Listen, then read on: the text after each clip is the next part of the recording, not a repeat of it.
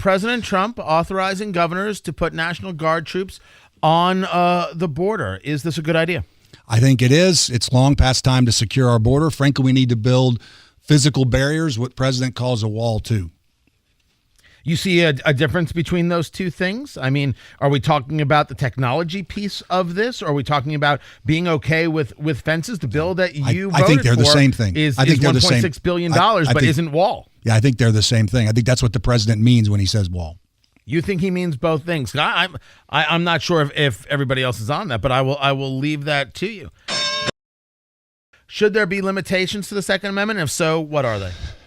I don't think so, Tony. I mean, look, I'm a huge supporter of the Second Amendment, and I just don't believe we ought to be adding additional restrictions to the Second Amendment. Frankly, as I say in that comment on our website, history has shown the only thing that gun bans do is keep guns away from law-abiding citizens. Criminals, almost by definition, you have access to the guns anyway. So I think what we do need to do, we've made some important progress. I was proud of the provisions I authored that were part of the School Safety Act that we were able to get passed in the larger spending bill.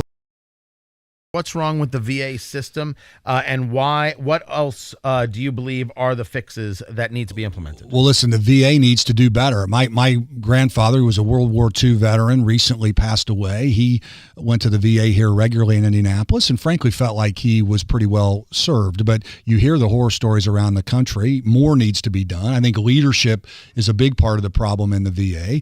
We've passed some changes that will make a difference. I think whistleblower provisions that allow folks within the organization to police the organization are important. But the number one way to help our veterans is, frankly, to empower our veterans, to make sure that they have the ability to decide to either go to the VA facility or to go to another facility if that's what they choose to do. The best way to provide better health care for our veterans is to empower the veteran and let them choose where they want to get their services.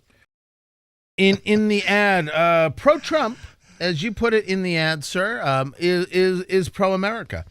Is a trade war pro-America? Tony, I think two of the biggest issues that drove President Trump's election, both in the primary and in the general election, were the president's strong position on needing to secure our border and the president's strong position pushing for pro-trade policies, free trade policies that were also fair trade. I can tell you, as that ad points out, I grew up in a single-parent family. My mom raised our family on a manufacturing job at Delta Faucet Factory.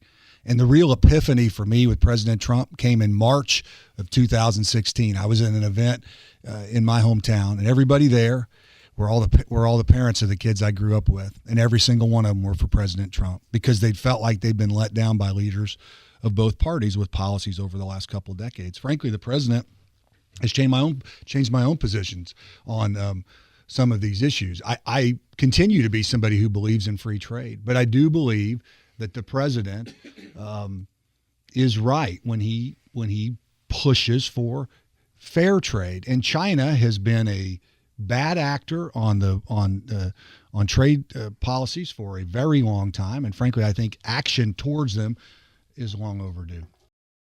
How do you categorize the geopolitical threat of Turkey, and what is the proper course that the United States should be taking regarding their desire for hegemony, for control of the Middle East? Sure. I mean, that's a great question. First, I applaud the president's foreign policy, is America first approach to foreign policy, and the fact that he's showing strength throughout the world. I think that postures us as a country much better for all of the hot spots around the world. You've described, Tony, I think very well, a complicated area of the world. Turkey has traditionally been an ally. The leader there has driving closer and closer, frankly, to what many would call a dictatorship. And I think it's a challenge as we move forward. I think President Trump and his leadership team have done a solid job in that region. I think there's real concerns about what happens in Syria because we don't want to give Syria to the Russians and the Iranians. And I would be somebody who thinks we need to make sure we continue to support the Kurds in that region, because the Kurds are an important check against many of the concerns you've raised there in Turkey. What do you believe are the top three geopolitical threats to the United States? Say first is the threat of international terrorism and the movement across the globe that is announced opposition to our very way of life. I think, frankly, the leadership of this president in putting ISIS on the run has been very important over the course of the last year. Second, what I would describe as rogue regimes. So sources of instability, which would include North Korea and the instability they bring to that region. I think I applaud the president's strong position towards North Korea. Iran, who is the hotspot bad actor in the Middle East that brings greatest instability there. I applaud the president's efforts to reconsider the Iran nuclear deal and what it may mean to turn Iran into a North Korean-like threat. And Russia, which is our great Cold War opponent, but I think also a source of instability in the Middle East and other areas. And then the third, Tony, would just be our insecure border on the southern border. The fact that everything from drugs to the fact that open borders create great national security threats as well. Yeah. Should the president pull out of Syria when we know that Russia is aiding and backing Bashar al-Assad, who is a thug and a dictator?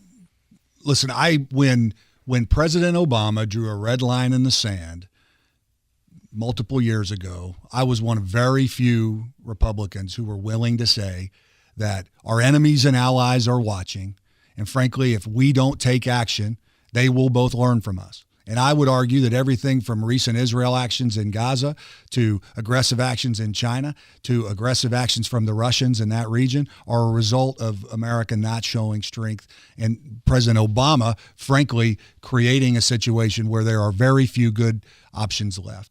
I think it's important that we continue stability in that region. I think the decisions that it seems to have been made over the last couple of days that we try to maintain security there is important. And frankly, I share the president's desire to have a time when the United States does not have to be there. But for the reasons you described, listen, if you're not careful, you're going to end up handing Syria to the Russians and to the Iranians, who are very bad actors. But it's also important to point out, listen, Assad is a thug and someone who has clearly used chemical weapons on the people that he supposedly protects and leads. And he is certainly an enemy that needs to be dealt with appropriately.